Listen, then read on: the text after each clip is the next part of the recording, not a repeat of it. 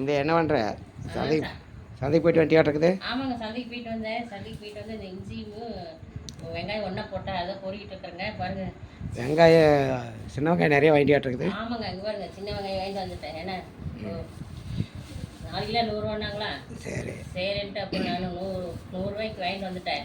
வந்து சின்ன வெங்காயம்னால ரொம்ப பிடிக்குங்க. ம் 100 ரூபா, ஆனால் நான் 70 ரூபா தான் கொடுத்தேன்.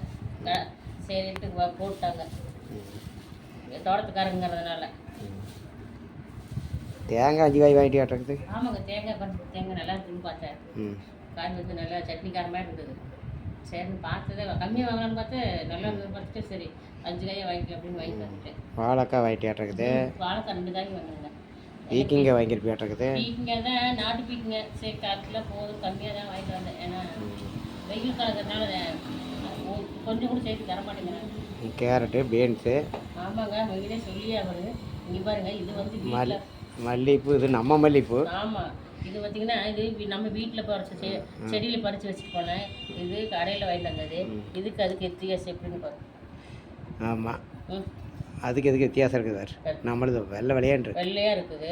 அது கொஞ்சம் மங்களாக இருக்குது பாரு. அதுக்கு தான் நம்ம வீட்லேயே இருந்து வீட்லேயே செடி வச்சு பொறிக்கிறது நல்லா இருக்குது பாரு.